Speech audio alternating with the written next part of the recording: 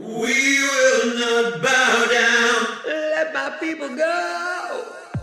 We will not bow down. Let my people go. We will not bow down. Let my people go. Well, hello, and welcome to episode 98 of the Croydon Constitutionalist podcast, bringing classical liberalism to South London and beyond via our YouTube channel and wherever you get your podcasts. My name is Dan Heaton, and my partner in podcasting today is Mike Swaddling, the co-founder of the Croydon Constitutionalists. Mike, how are you doing? Well, as we record this, we're a day after Crystal Palace's fantastic FA Cup semi-final win over Aston Villa. I'm looking forward to going to Wembley again to watch us in the FA Cup final for only the third time in our history. The sun is shining. All is right in the world of football, so things are pretty good, Dan. How about Ex- yourself?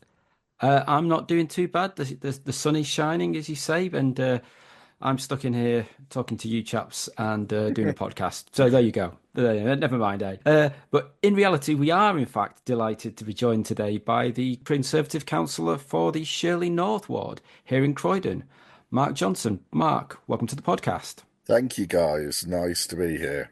So, Mike, we got some questions for our guest. Yes, so we first met you, Mark, working on the Brexit campaign and traipsing around New Addington, among other places. What are some of your memories from the referendum day and the campaign generally, and of course the night of the referendum? You guys were sort of involved with UKIP at the time, so we were sort of like, in some ways, competitors as well. And the local Conservatives were very much split. So I found myself against most of the people in the Conservative Party that I'd worked with. And I met you guys, and there were very few Conservatives involved. So I found myself learning a lot from you guys. But as a new party as well, the UKIP, there was a lot of stuff that you did which was very different to us. So you did a lot of stalls, while I was more used to sort of the canvassing. And I've done a lot up in New Addington, and I now live there, hoping to move to Shirley at some point, but New Addington's a lot cheaper.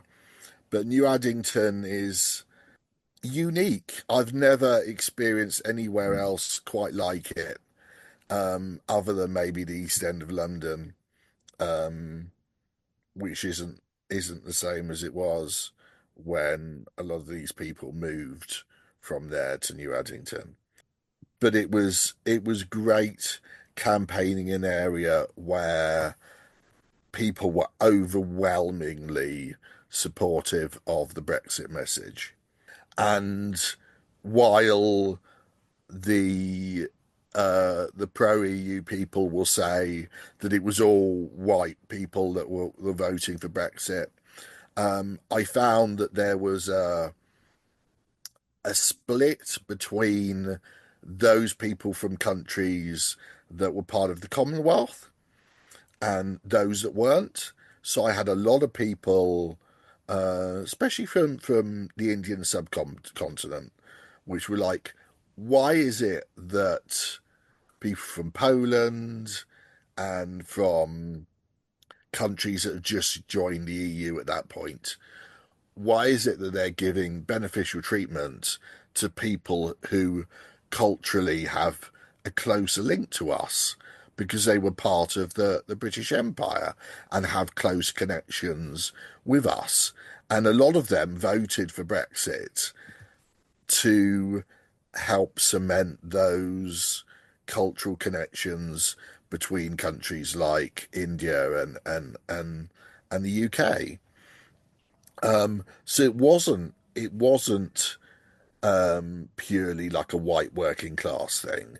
It was a huge amount of people from many bit different backgrounds who felt that they were being disadvantaged by a system that didn't seem to be designed to help them. And no matter where we went in New Addington, we got that sort of happiness and gratitude from all people from all walks of life. Mm. And it was life transforming for me to feel more connected than I had with anything else before. No, it is funny. You mentioned a couple of things there. The New Addington, even I grew up in Shirley, and uh, obviously I knew lots of people from New Addington over the years, and it was like a world apart, even though it was just down the road. And it's very much its own world where everyone from Addington seemed to know each other, which I always found quite amusing. I wouldn't expect to know someone just because they lived in the same town as me of a town of 10 plus thousand people, but in New Addington it seems to be a bit different. And you mentioned the stalls versus knocking up. I remember that conversation. I remember a conversation we had about that very much, and it was that making different use of resources. Obviously, we found, and I think Dan, you'd probably agree with this. We found for the first time we had the resources to knock up, which we'd never had in UKIP. And as a result of that, we'd always done an awful lot of street stalls because it was a way of making your presence felt without needing a lot of resources for Yeah, it. And of course, in the Brexit campaign, we couldn't knock up the whole borough because that would have required, frankly, thousands of people we didn't have. But we could focus our resources in one area and then hold street stalls in other areas and leaflet in other areas still, and manage between that, which I think that coming together of different political experiences worked really well for you know possibly nationwide, partly why we even won. Um, and yeah, you're right. I mean, the whole all the charges made against us. If you're in Upper Nord, it didn't really matter what background you met from of someone. I don't think I met a lot of people in certain parts of the borough that were pro-Brexit, and in other parts of the borough, I didn't meet a lot of people that were anti-Brexit, no matter what background they had. It's there was a lot more to do with as most things in life are, who you are, not where you come from. And that's, I mean, that's good politics. That's, I think, probably how we want it. Just moving on to you were with us in the Trinity that night. Any thoughts how that night progressed? to be honest, I don't remember a huge amount of it. All of these elections sort of blur into one, especially as they all seem to be in the same place, Yes. the Trinity School. Um, but again, I was used to sort of this extreme organization and everything coming down from above, and um, I think that there was more of a, I wouldn't say party atmosphere, but it felt more like we were at a historical moment. And a lot of it is not just what's going on in the hall, it's the information coming in from all over the country that you only get sort of in general elections and referendums. Um, and we were just sort of one very small part of a big story, and it was hoping that your mobile would have enough juice to sort of get through the night, constantly having to recharge things, um, being so tired at sort of like the early hours of the morning, and those sort of things are always what you expect from elections. But the big difference was knowing that this was something that would change Britain forever, and all of the hard work we'd done, all of that abuse we'd taken from other people, was worth it, because I would say quite early, I think there were strong signals. I think it was places like Sunderland where there were sort of massive signals that things were going in the right way, right direction. Um, and I'm trying to remember. We won Croydon Central by a tiny, tiny Mm, majority. that's right. Yeah. It's very close. 50.1%. Yeah, and knowing that all that work that we done in New Addington finally sort of had got somewhere. And every vote, that's the scary thing is we were talking about millions and millions of votes. In a general election, it doesn't matter whether you win a constituency by 100 votes or 100,000 votes.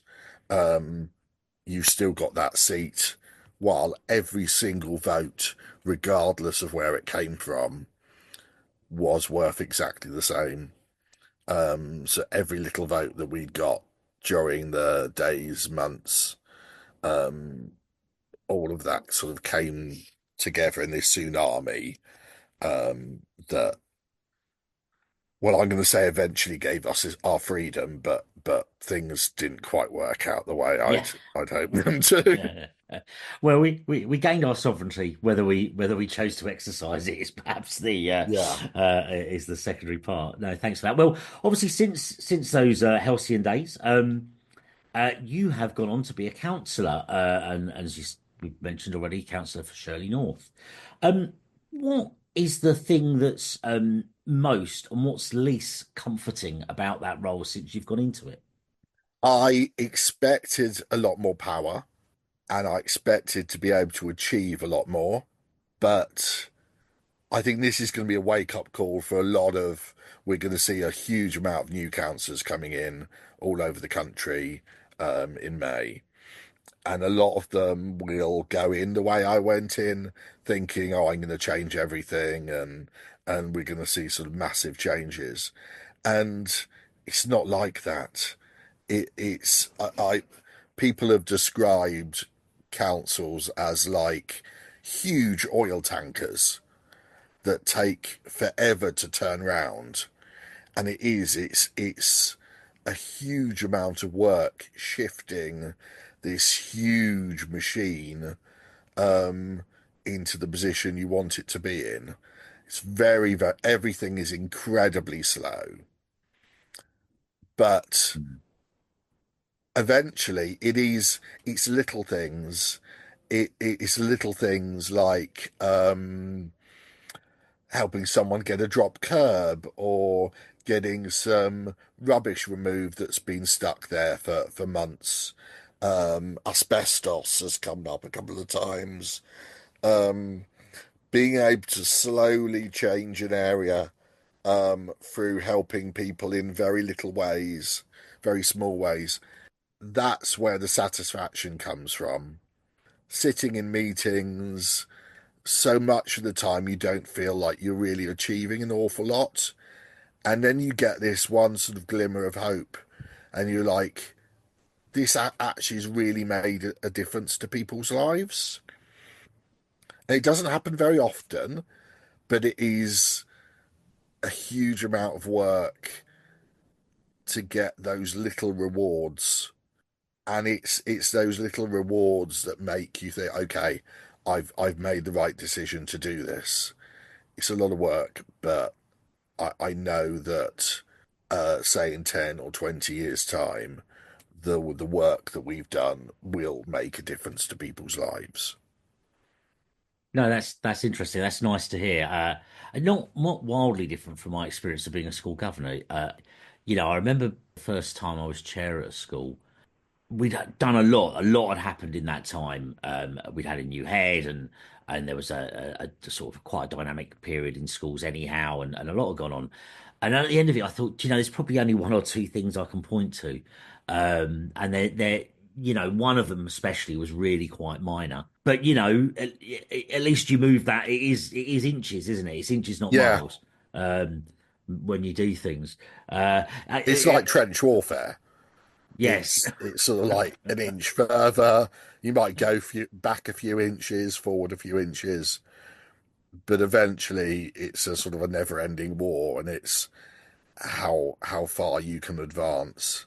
And sometimes you feel like you're not achieving anything, and it's demoralizing. But you know that in the end you will achieve something, and hopefully people will remember you when you're dead, It might a little bit morbid, but yeah, Yeah. I want to be remembered. I want someone to remember me 20 years after I've died. Be like, oh yeah, I remember that guy. He was really helpful. He helped sort out my little problem, and he helped make a difference in the community. And that's all I want, really. Yeah, and those little problems when they're at your front curb are not that little always, are they? You know, No, that's I was thinking of putting you on the spot there and making when you said trench warfare, asking who was in the opposing trench, but I won't make you I won't ask you say that. Just the other thing you mentioned, there's a lot more councillors, and it's something that struck my mind is that about the same time, I think, and my memory might be slightly failing me here. UKIP gained Thanet Council and the Greens gained Brighton Council. yeah, And very quickly, they both were slightly unexpected. And very quickly, both councils fairly collapsed as a number of the new councillors struggled with the realities of the role. And then to be fair, they sort of reformed, and I think both the Greens and UKIP re-won the next election in those areas, but with a new set of councillors who were better equipped. But that happened in two places, and they're pretty big places. I wonder if that might happen in a lot of places up and down the country after May. Yeah, 100%. and even if the new councillors are pretty good, or pretty ready for it. Um, if they're just, if the old councillors struggle with the new, if the allegiances are not formed, or the alliances that will need to be formed, a lot of councils are not formed. It could be an interesting time for local government, shall we say? Yeah, And I think it's the. I mean, I've been involved in politics since I was 17. I joined the party when William Hague was leader. And I've been around councillors for decades, and I thought I knew enough to be able to go in and hit the ground running. And it doesn't matter how much experience you have outside of being a councillor, nothing prepares you. Nothing. And there's a whole language to learn. Council speak, the yes, and lots of different committees will have their own different languages. You have to learn sort of like the language of the NHS or the language of social care. All these abbreviations and acronyms and things. It's a whole new language you have to learn, a whole new different way of working, and realizing that you are one tiny cog in a huge machine. There will be thousands of new councillors who will get a massive shock, really massive shock, and will struggle to deal with it if they don't have a strong support system behind it. And that's the difference between a newly emerging party and ones that's established, is we've got councillors with decades of experience who can help us settle in. If almost all your councillors are new, it's a lot harder, and I think a lot of them will really struggle. And like you said, with Thanet and Brighton, etc., a lot of them will give up after the 4 years. Um, and you will get a lot of change, a lot of change. But good luck to everyone of all parties that get selected, anyone that puts themselves through this, um, regardless of what party you're in. Good luck to all of them, really. mm, They're going to yeah. need it. Yes, indeed. Well, talking of needing some luck, obviously we know Croydon Council's in some really deep financial difficulties, and it doesn't look like there's a particularly shining light at the end of the tunnel yet. Um, you've obviously been in the council now for a couple of years, or a few years. I wonder what your thoughts are on sort of are Croydon Council's financial problems actually fixable, or are we stuck in some sort of permanent financial black hole? I think it's a mix of both. I think that ultimately, and the mayor has made this very clear, the only way, the only long-term solution to this is the government, whether that's a Conservative or a Labour or a Reform government or a coalition, it has to find a way of fixing the entire local government problem, which is there isn't enough money going around, and councils aren't given the opportunities to raise more money.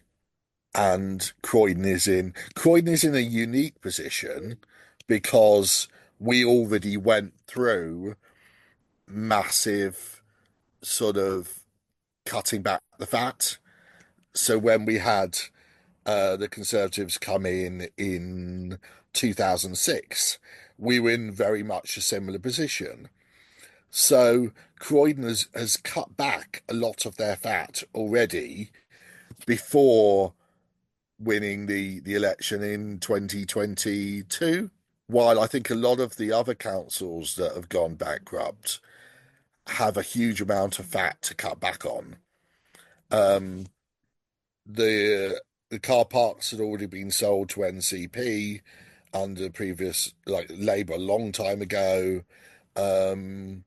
We'd already closed down all of the outside council offices so that everything was centralised in one place. There were very few assets to sell off, or to make more efficient.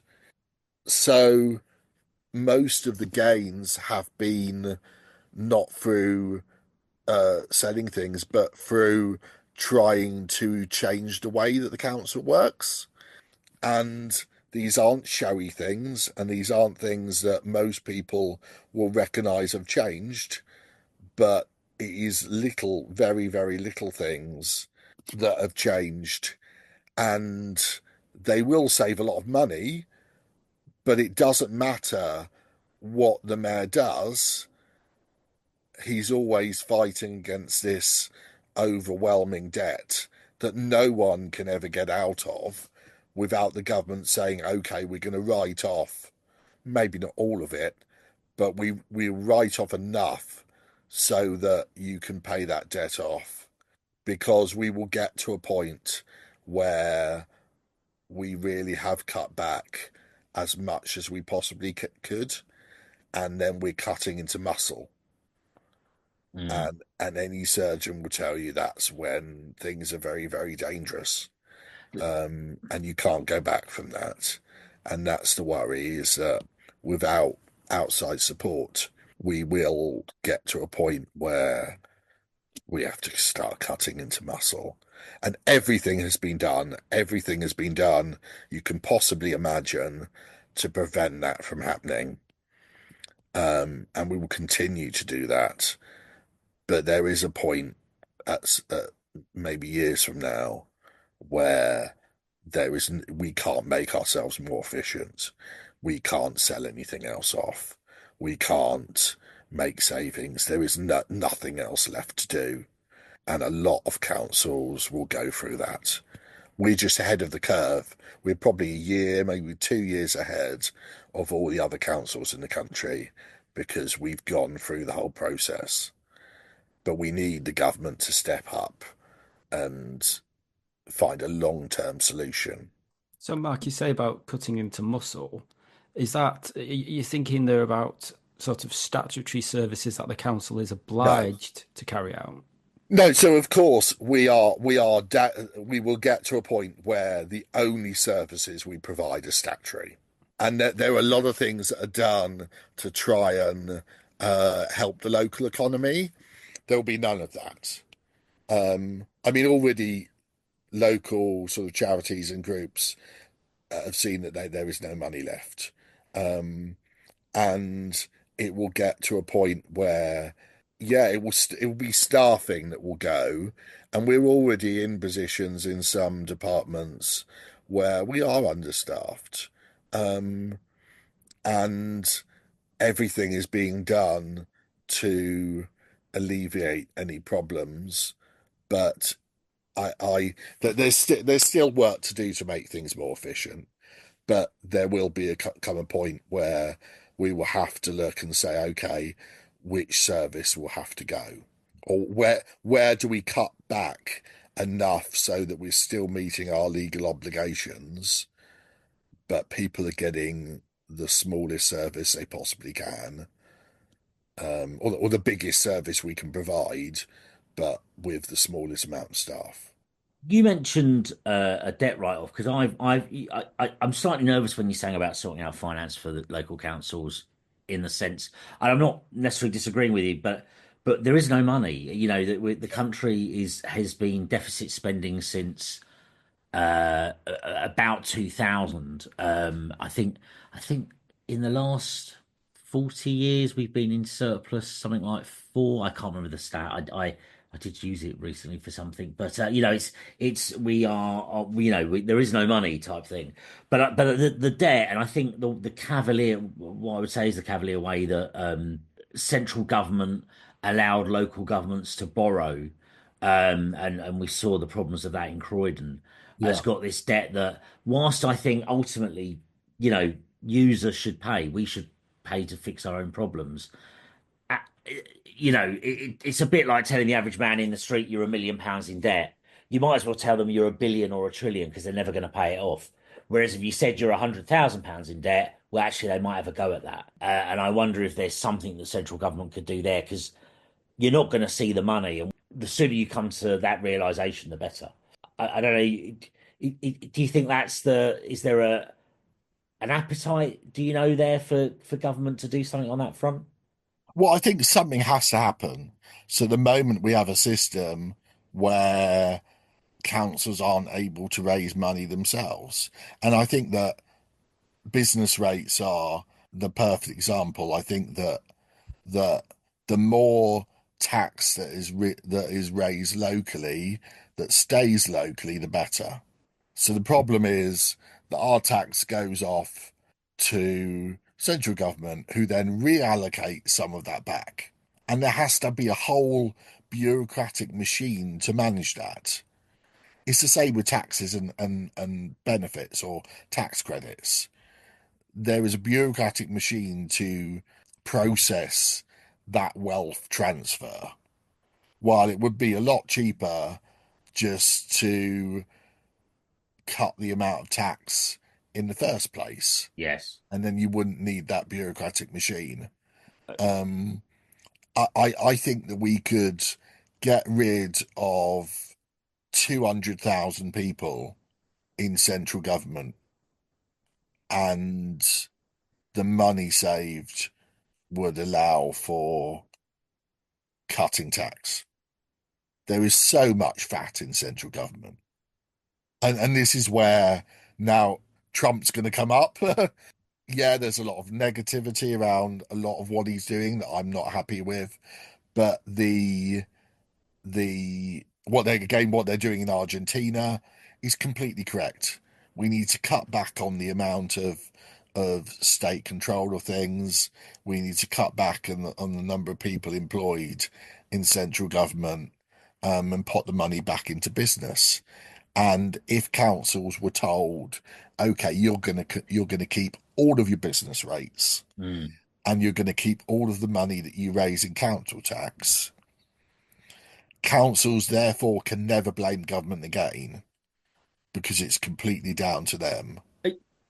Yeah, no, I like the sound of that. I mean, I'm a big fan of devolution, although despite the evidence quite often, and I- I've come to the conclusion that councils, oh, sorry, not just councils, all devolved government Yeah, should only be responsible for that which it can raise taxes for. Um, so you get rid of the block grants, you get rid of the and I don't know, maybe you keep some of that stuff, but you basically you do not give grants in the same way. Block grants slightly different, where it's transfer, funding that's guaranteed and ring fenced. But where it's kind of a general grant for spending, you get rid of all of that and you say you've got to raise it and you get to spend it, and you do that writ large across the country, and yeah, and then if you can't encourage business to Croydon, you don't get to spend the money, and if you can, you do, and that's a much Well, it creates the right incentives, doesn't it? Yeah, That's and that's exactly what it is. You see incentives. Councils then will have the incentive to put in extra work on making their town centres look nice and to bring in business. And that will mean that councils will be competing against each other. And mm, that competition will help to drive everything forward. I'm a massive supporter of capitalism, and that's what capitalism is.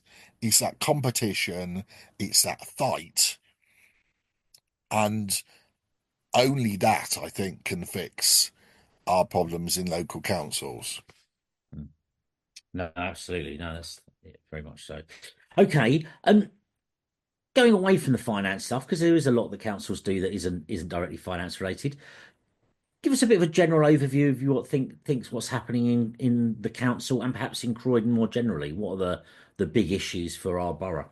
It comes back so often to Westfield.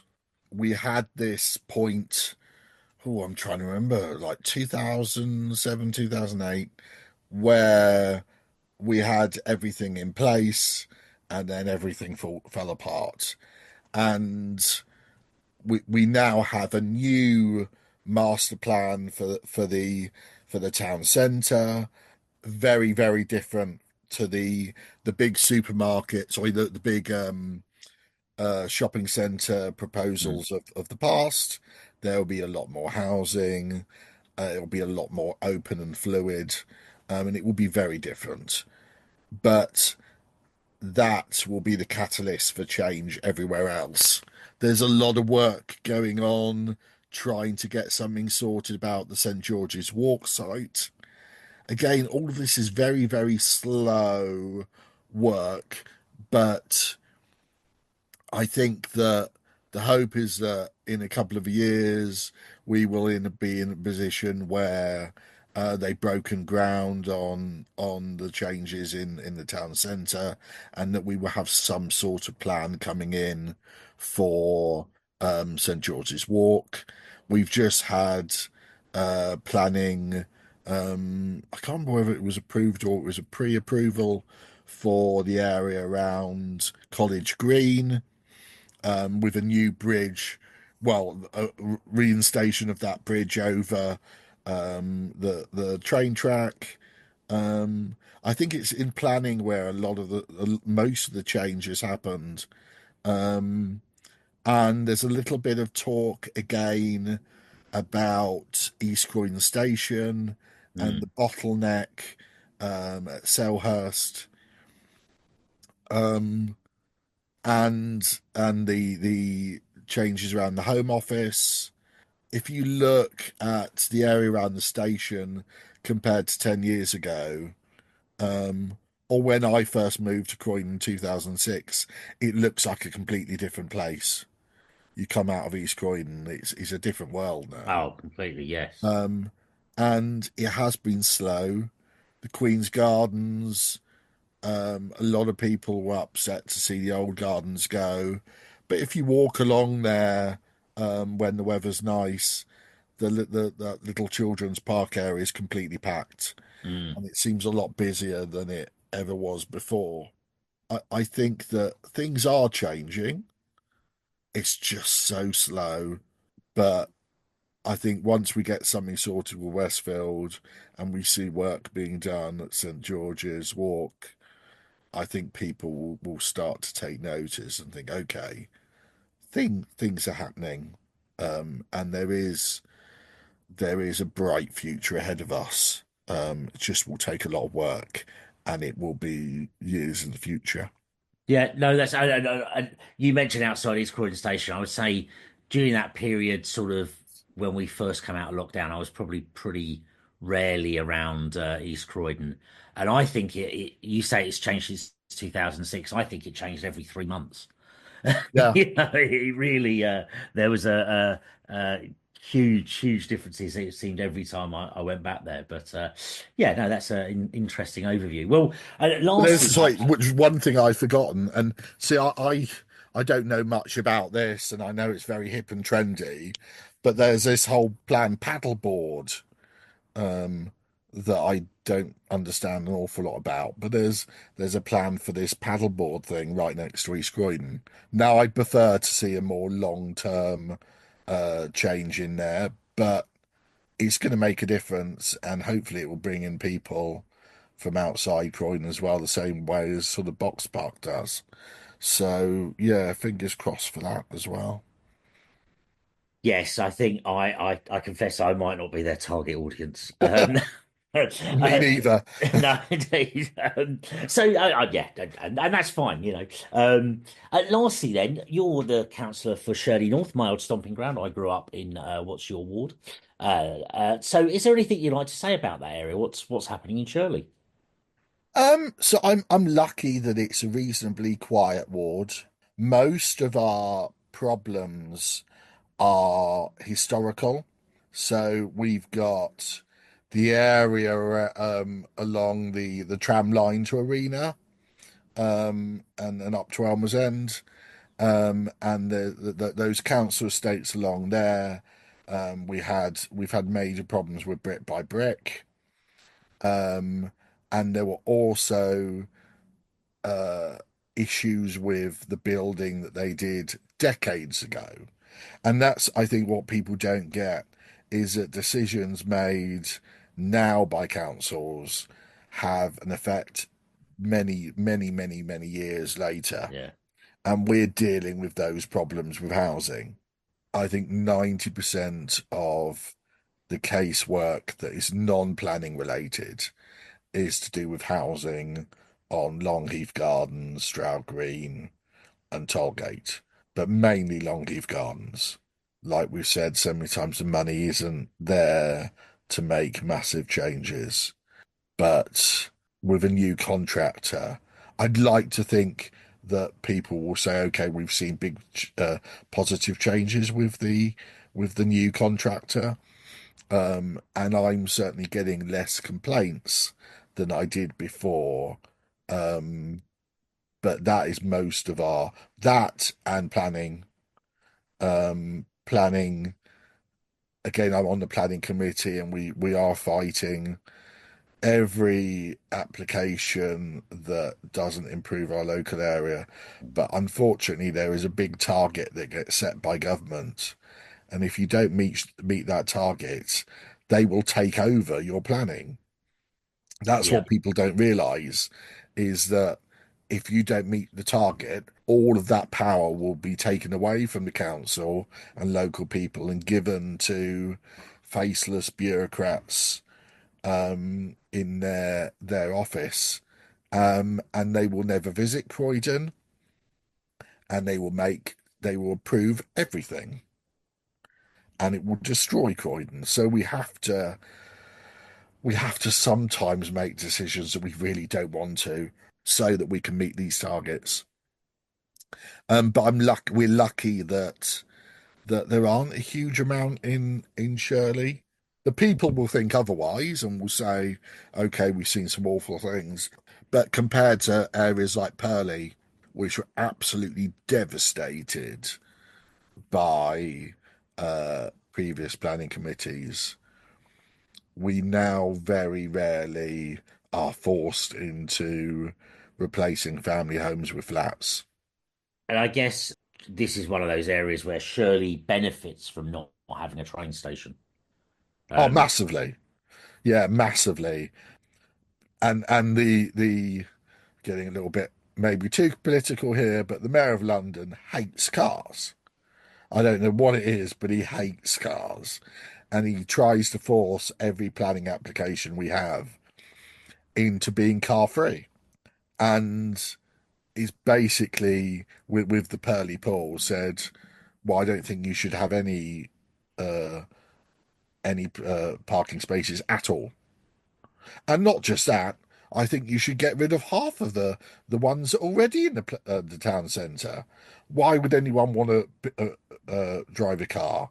He thinks all people that drive cars are rich, and that just isn't viable. You can't keep building uh, large developments without any cars. People, especially families, need cars to get around. I don't drive. I use public transport. but I know that families cannot get by without at least one car. I mean, he doesn't see that at all.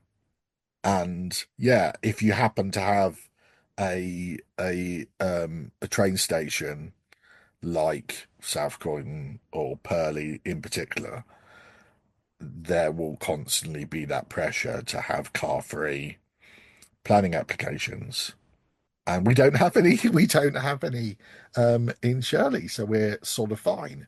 There will still be pressure put on for family houses being large family houses being demolished and turned into flats or several smaller houses. But the big devastation we've seen in Purley will not come to Shirley, thank God. No, indeed, and that's and it's you're so right about the car. I mean, funnily enough, we've got three people in this podcast, none of whom own a car. But I live in an area where half of your local amenities are kind of a car drive away, Yeah, and again, if you had kids, that's an absolute necessity that you have that in place. For me, I live in a town centre. I work, uh, somewhere on the train line type thing, depending on what office I'm going into, or indeed my home office. And it's it's a really different if you're in that central London kind of mode or that that kind of working mode, it works, but for people that live and work around here day to day, it's not a viable option. And I live quite near the Surrey border. You go a mile south of me and the public transport dries up pretty quick. yeah, Or where it is good, it's good on the main roads, but if you're on the North Downs, a mile back, that mile's almost feels vertical. It's just not viable for most people to get by without a car, and yeah. I mean, we've it's got Westerham and Biggin Hill and those areas just south of where yeah, I am, and it's a countryside. yeah, It's not London, and we have, especially in like places like New Addington, and a lot of Croydon, we have a much higher percentage of self-employed people, sparkies, plumbers, mm, general handyman men who need their their vans as well. Um, and it's not just the do you have a car parking space for your home car? It's that if you're self-employed, doing a physical job which requires you having a van, you have to have somewhere to put that as well. And I think that's the big thing that's been forgotten with the whole congestion charge is even if you're not one of those people, you will need to employ one of those people at some point, and you will have to pay extra for the call out charge, and you will have to pay extra for the whole service because that person may come from Biggin Hill, etc., and have to drive in to give you that service. yeah. So we will have to pay more for it. You can't be surprised when there's no growth in the economy, as the current chancellor appears to be, whilst you're also making it harder to grow the economy. Yeah, These two things come together. and all of a lot of our big businesses have come from people starting out with a little business out the back of a van, and those are our future millionaires. Though, or in theory, those are future millionaires or our billionaires are the ones that are starting off making their little businesses. And unfortunately, in the current climate, it's almost impossible to do that. Well, thanks for that, Mark. That was really good to chat to you there. Dan, shall I go on and talk to the upcoming what's on our website and events? Yeah, please do. We've not done a podcast for a little while, but we've got quite a lot on our website. We do. We've got a few articles recently interviewing people. Possibly be behind us at the time you read this, but on April the 28th is the election in Canada. We've interviewed 3 members of the Libertarian Party who are running as candidates there. So if you're interested in a bit of Canadian politics, something different there to read. We've also interviewed the Indian Libertarian Party, who are a new party out there, and not a type of politics you often imagine out of India, but just really interesting to hear their take on things that are going on in that colossal country, and you know their take on some of the things we think of from here, but in their world.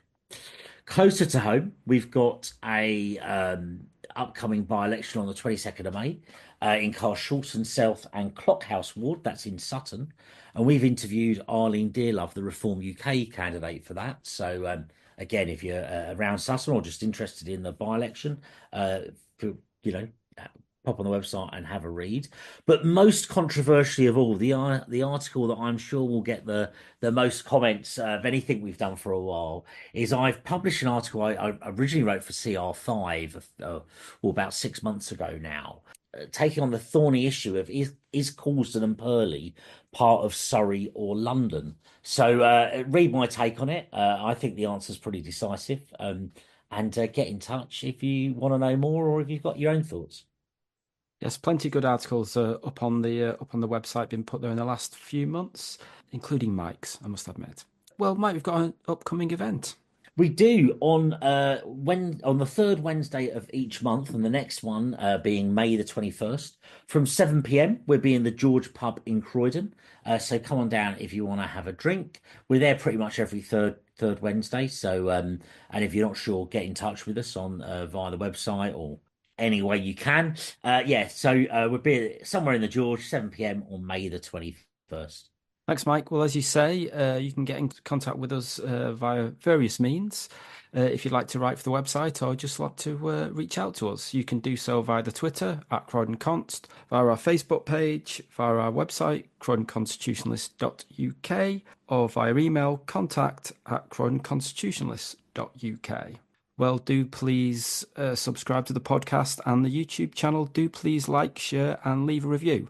It's always good to get feedback and it helps others to find the podcast. Thank you once again to Mark for joining us. It was good to reminisce a little bit about the referendum and to hear how things are going on in Croydon Council. Thank you for inviting me. And thank you to everybody else for listening. Until next time, it's goodbye from me. And goodbye from me. Goodbye.